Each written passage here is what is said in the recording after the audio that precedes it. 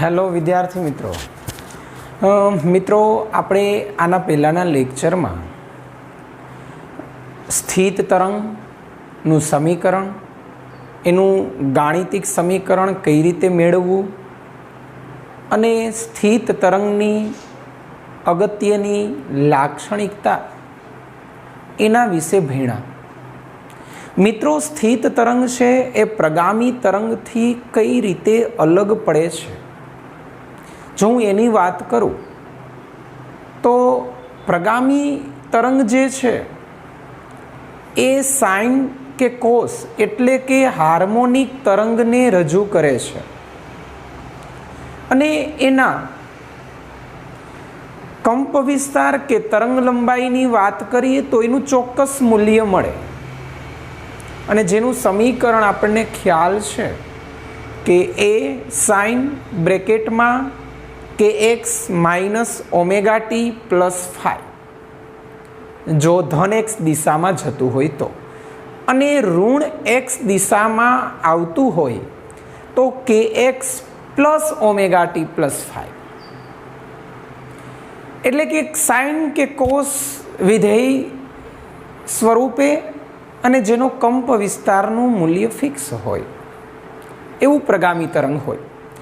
પરંતુ સ્થિત તરંગ બનવા માટે ઓછામાં ઓછા બે હાર્મોનિક તરંગો સંપાત થાય, એક ધન એક્સ દિશામાં જતું હોય અને એક ઋણ એક્સ દિશામાં જતું હોય, એવા બે તરંગો માધ્યમના કોઈ વિભાગ પાસે સંપાત થાય તો ત્યાં બે શક્યતા રહેલી છે. કાં તો એ વિભાગ પાસે કંપ વિસ્તાર મહત્તમ હશે અથવા એ વિભાગ પાસે કંપ વિસ્તારનું મૂલ્ય શૂન્ય હશે, જેને આપણે અનુક્રમે મહત્તમ કંપ વિસ્તારવાળા વિભાગને પ્રસ્પંદ બિંદુ અને શૂન્ય કંપ વિસ્તારવાળા બિંદુને આપણે નિસ્પંદ બિંદુ એવું નામ આપ્યું. પ્રસ્પંદ એને આપણે એન્ટીનોડ એટલે એ વડે દર્શાવીએ અને નિસ્પંદ એને આપણે નોડ્સ એન વડે દર્શાવીએ. તો આટલી વસ્તુ પછી આપણે આગળ વધીએ તો સ્થિત તરંગ જે પ્રસ્પંદ ને નિસ્પંદ છે એમાં પણ બે શક્યતા છે મિત્રો. કઈ બે શક્યતા? તો કે જો દોરી બંને છેડે જડિત હોય, એટલે કે બંને છેડા જડિત હોય તેવી દોરીની ચર્ચા કરીએ તો જડિત છે એટલે કે આ રીતે આપણે વિચારીએ કે ભાઈ બંને છેડે જડિત એટલે કે એક છેડો આ છે અને દોરીનો બીજો છેડો આ છે, બંને જડિત છેડા છે. આ સ્થાનને હું એક્સ બરાબર 0 કહું અને જો દોરીની લંબાઈ એલ હોય તો હું આ સ્થાનને એક્સ બરાબર એલ કહીશ.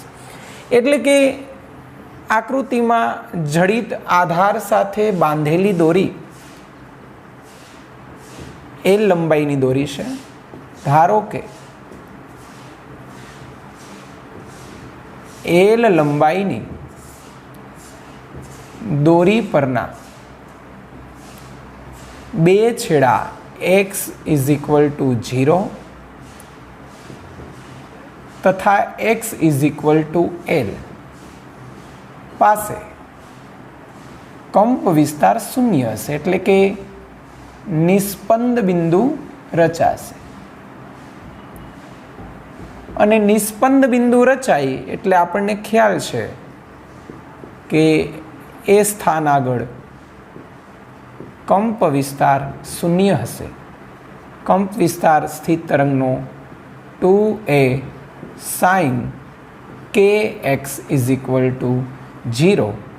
Therefore sin kx is equal two sin n pi kx is equal to n pi, જ્યાં n is equal two 0, 1, 2 3 up to dash dash. જો દોરીની લંબાઈ એલ હોય એવું માનીએ તો એક્સના સ્થાને હું એલ મૂકી દઉં અને કેના સ્થાનેનું સૂત્ર મૂકી દઉં 2π/λ. એક્સના સ્થાને L n into pi cancel. Therefore 2l/n is equal to lambda. તો મિત્રો આ તરંગ લંબાઈ લેમડા મેળી તમને. જો આમાં n ઇઝ ઇક્વલ ટુ આપણે શરૂઆત કરીએ કે n ઇઝ ઇક્વલ ટુ 1, તો lambda is equal two 2l, n is equal to 2, therefore lambda is equal two l, n is equal to 3, therefore lambda is equal two 2l/3, n is equal to 4, therefore lambda is equal two 2l/4, it means l/2. તો જુદા જુદા બિંદુ માટે તમને તરંગ લંબાઈ જુદી જુદી મળશે. એલને કરતાં બનાવીએ તો એના માટે એક સમીકરણ રાખીએ કે L is equal to n λ/2, therefore n is equal to 1 માટે l ઇઝ ઇક્વલ ટુ λ/2. એટલે કે પહેલું જે બિંદુ રચાશે n ઇઝ ઇક્વલ ટુ 1 માટે, તો l દોરીની લંબાઈ λ/2, એટલે કે l is equal to λ/2. n is equal to 2 માટે આપણે વાત કરીએ તો l is equal to lambda, બીજું નિસ્પંદ છે એ લેમડા જેટલા અંતરે મળશે. તો મિત્રો બે ક્રમિક નિસ્પંદ વચ્ચેનું અંતર λ/2 છે, તો આપણે આગળના લેક્ચરમાં પ્રૂવ કરેલું છે. એ જ રીતે બે પ્રસ્પંદ બિંદુ વચ્ચેનું અંતર એ λ/2 છે. એટલે ક્રમિક નિસ્પંદ અને પ્રસ્પંદ બિંદુ વચ્ચે λ/2 નો ગેપ હોય છે. જો આખી દોરીની લંબાઈ l હોય મિત્રો, તો આમાં ઘટના એવી બનશે કે λ/2 એટલે કે l is equal to λ/2, l is equal to λ/2 એટલે કે આખું તરંગ જે છે અહીંથી આમ, અહીંયાથી આમ, આ રીતે બનશે અને અહીંયાથી આ રીતે. તો આ ટાઈપનું શક્યતાઓ અહીંયા આપણે રચાશે. આપણે જોતા જઈએ, આકૃતિ આ રીતે બનાવીએ કે મૂળભૂત અથવા હવે આપણે હાર્મોનિકને એની ચર્ચા કરીએ મિત્રો. તો લેમડા તમને મળી ગયું કે ભાઈ આ લેમડાનું સમીકરણ છે આવૃત્તિ શોધવા માટે, હાર્મોનિક શોધવા માટે આપણને ઉપયોગી આવશે. તો હવે આવૃત્તિ માટે f is equal two v/λ, therefore lambda is equal two 2l/n, v ના v રાખીએ તો nv/2l. આ fનું સમીકરણ મેળવ્યું મિત્રો, f is equal two nv/2l. હવે જો આમાં આપણે જુદી જુદી શક્યતા વિચારીએ કે n ઇઝ ઇક્વલ ટુ 1 માટે f1 is equal two v/2l, તો આપણે આને પ્રથમ હાર્મોનિક કહેશું, પ્રથમ હાર્મોનિક, અથવા એને આપણે કહેશું મૂળભૂત આવૃત્તિ. કારણ કે હવે આના પછીની તમામ આવૃત્તિમાં આ પદ હશે common. n is equal to 2 લઈએ તો f2 is equal two 2v/2l, therefore 2f1. તો આને આપણે કહેશું દ્વિતીય હાર્મોનિક, અથવા એને આપણે ઓવરટોનના સ્વરૂપમાં પણ લખતા જઈએ તો દ્વિતીય હાર્મોનિક, તો ઓવરટોન ગણાશે પ્રથમ, એટલે કે પ્રથમ ઓવરટોન. જો n ઇઝ ઇક્વલ ટુ 3 સ્વીકારીએ તો f(3) is equal two 3v/2l 3f1, એટલે કે તૃતીય હાર્મોનિક અને ઓવરટોન બીજું. હવે આ ઓવરટોન શું છે એની ચર્ચા હવે આપણે આકૃતિમાં બતાવીને કરીએ કે જો પ્રથમ હાર્મોનિકની વાત કરીએ મિત્રો તો n ઇઝ ઇક્વલ ટુ 1 લઈએ તો n ઇઝ ઇક્વલ ટુ 1 માટે ખરેખર શું મળે છે l, તો λ/2, એટલે કે અડધું જ તરંગ મળે છે. એટલે કાં તો શૃંગ હશે આખા વિસ્તારમાં આ રીતે,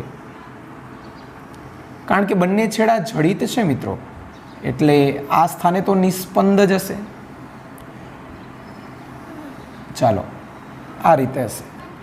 તો આ n ઇઝ ઇક્વલ ટુ 1 માટે જેને આપણે નામ આપ્યું પ્રથમ હાર્મોનિક અથવા તો મૂળભૂત આવૃત્તિ. તો n બરાબર 1 માટે. હવે બીજી n બરાબર 2 માટેની આકૃતિની ચર્ચા કરીએ તો એમાં આ રીતનું હશે. ચાલો n ઇઝ ઇક્વલ ટુ 2 માટે n ઇઝ ઇક્વલ ટુ 2 તો l is equal to lambda. It means અહીંયા આપણે દોરી તો જ રાખીએ છીએ, એક શૃંગ અને એક ગર્ત, જેથી કરીને એક તરંગ બની જાય. તો આ n ઇઝ ઇક્વલ ટુ 2 માટે આને આપણે દ્વિતીય હાર્મોનિક અને પ્રથમ ઓવરટોન આવું લખી શકીએ. હવે n ઇઝ ઇક્વલ ટુ 3 માટે તો n ઇઝ ઇક્વલ ટુ 3 માટે તો n ઇઝ ઇક્વલ ટુ 3 માટે બતાવીએ તો n is equal to 3 therefore l is equal to 3 lambda by 2. એટલે આ રીતનું મળશે કે 1 લેમડા બાય 2, 2 લેમડા બાય 2. એટલે અહીંયા કટકો કરીએ 1 લેમડા બાય 2, 2 લેમડા બાય 2 અને 3 લેમડા બાય 2. ચાલો આ રીતનું બનશે. તો આ n ઇઝ ઇક્વલ ટુ 3 માટે. તો જ્યાં મિત્રો આ પ્રકારનો ગેપ મળે છે તમને, એને આપણે નોડ્સ કહી શકશું. આ પહેલું નોડ, આ બીજું નોડ, અને જ્યાં કંપ વિસ્તાર તમને મહત્તમ દેખાય ને આપણે એન્ટી નોડ કહેશું. તો A1, A2 અને આ A3. એવી જ રીતે અહીંયા N1, અહીંયા A1, અહીંયા આપણે A2 કહેશું. આમાં કોઈ નોડ્સ નથી, કારણ કે અહીંયાથી સ્ટાર્ટ થઈને અહીંયા પૂરું થઈ જાય છે. એટલે આને પ્રથમ હાર્મોનિક નામ આપ્યું. હવે n ઇઝ ઇક્વલ ટુ 4 માટે આવું કન્સિડર કરીએ તો n ઇઝ ઇક્વલ ટુ 4 માટે n ઇઝ ઇક્વલ ટુ 4 માટે તો n ઇઝ ઇક્વલ ટુ 4 લઈએ તો n is equal to 4 therefore l is equal to 4 lambda by 2 એટલે 2 લેમડા. એટલે બે આખા તરંગ રચાશે. એટલે 1, 2, 3 અને ક્યાંક 4 અહીંયા રાખીએ. એટલે આ એક તરંગ અને અહીંયાથી આ બીજું તરંગ, આ એક. તો આ જે છે N1, N2, N3, અહીંયા A1, A2, A3 અને A4. આ n ઇઝ ઇક્વલ ટુ 4 માટે.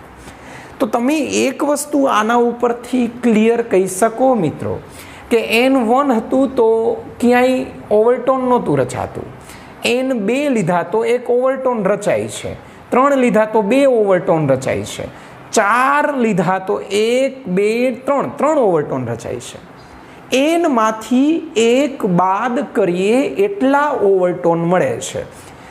n ઇઝ ઇક્વલ ટુ 2 માટે પ્રથમ ઓવરટોન આ ઓવરટોનનો અર્થ થાય કે જ્યારે સ્પંદ પોતાનો આકાર માધ્યમમાં ઉલટાવે, જે શૃંગ હોય ગર્તમાં બને અને ગર્ત હોય શૃંગમાં જાય. એટલે કે એક ધારો કે કોઈ ચોકલેટનું રેપર આમ ગાંઠ વાળેલી હોય, એને આપણે ઓવરટોન ગણશું. તો આ વાત હતી. બંને છેડે જડિત હોય તેવી એક દોરી, એના માટે મેં ઓવરટોન અને મૂળભૂત આવૃત્તિનું સમીકરણ મેળવ્યું. આ એક પ્રશ્ન 2 માર્કનો આકૃતિ સહિત મેં એનના જુદા જુદા 4 મૂલ્યો માટે 4 આકૃતિ બતાવી છે. ટેક્સ્ટ બુકમાં તમને કદાચ 6 માટે